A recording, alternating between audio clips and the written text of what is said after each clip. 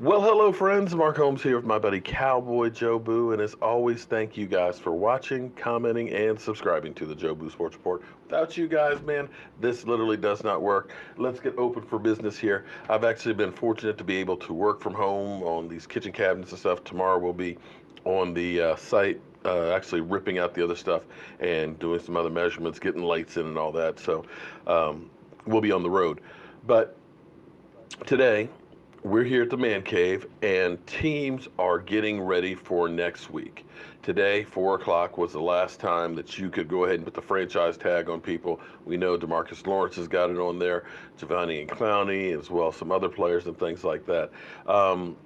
It's crazy because some of the stuff that I hear, it's almost comical. Because people are saying, well, forget DeMarcus Lawrence. He wants too much money. Why don't we go ahead and get Giovanni and Clowney? Okay. They're both franchise tag, which means they're both in line to get about $20 million for this year. Giovanni and Clowney had really one great year, but was injured. He had the microfracture surgery on his knee a few years ago, one of those things that's an operation of last resort, and the Texans aren't looking to trade him. And if they were, what are you going to give up for that guy? You'd be better off paying DeMarcus Lawrence than giving up a draft pick and trying to track. Anyway. But anyway, back to free agency. It seems like free agent safeties are the in thing right now. Last year, there was very few and far between. This year, boom, there are tons of them. And Eric Weddle has just been released by the Baltimore Ravens. The Baltimore Ravens have definitely been purging their roster and trying to get cap room. And quietly, and I mean quietly, the Philadelphia Eagles have gone from being negative to being positive, almost $17 million. Now, I think what's going to happen is, we've heard a lot of players out there that keep thinking that, I'm going to be a free agent. I'm going to get a boatload of money. Look at what Kirk Cousins got last year. Well, here's the reality. I think the NFL owners are looking at things differently. With a possible lockout in 2022, teams I don't think are going to go crazy like they did in past years. And dare I say, when Earl Thomas looks at saying, I want $15 million, the fact that right now, safety's out there, he's one. Landon Collins now, because the Giants decided thanks but no thanks. You got Tyrann Matthews. You've got LaMarcus Joyner. You got Clinton Dix. You got Kenny Vaccaro. You got Adrian Amos. And now you got Eric Weddle. There's quite a lot of free agent safeties and supply and demand. If there's not very many guys to supply the demand, then of course the price goes up. But now that you've got more and more of these free safeties out there, the price kind of goes down. It is a buyer's market when it comes to safeties. And dare I say, when you look at like AB, Pittsburgh is on the chain for about $20 million in dead money.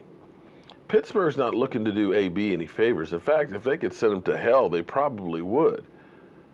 In fact, when you look at the list of places like Denver and the Cardinals and the 49ers, they are kind of trying to send him to hell. And I don't think he's going to get the amount of money that he wants. And I think teams are going to look at him and say, you know what? You're asking for a whole lot of money, and we've got to give up a draft pick for you, and you're paying the ass. And I think Le'Veon Bell is not going to get the contract money that he wanted in Pittsburgh or the guarantee money. And I think you're going to see a lot of these big contracts don't materialize. When you look at running backs, for example, right now, Todd Gurley signed the boatload contract, and right now he's got arthritis in the knee. Couldn't play the second half of the season the way he had been performing before, and you have a $60 million 4-year extension that you have only gotten 1 year under the belt, with, I believe, $40 million of it guaranteed. That's going to start making people hesitate just a little bit on these big contracts. And dare I say that I think this year you're going to start seeing these free agent contracts come back down to earth. Now, don't get me wrong. The Eagles bought themselves a Super Bowl by bringing in a whole lot of free agents, and I think they're going to try and be a player again. You can look at the Rams. They ended up basically bringing in a lot of free agent hire guns and ended up doing it as well too. But you're also seeing these teams having to jettison them within 2 years because you just can't afford to keep them.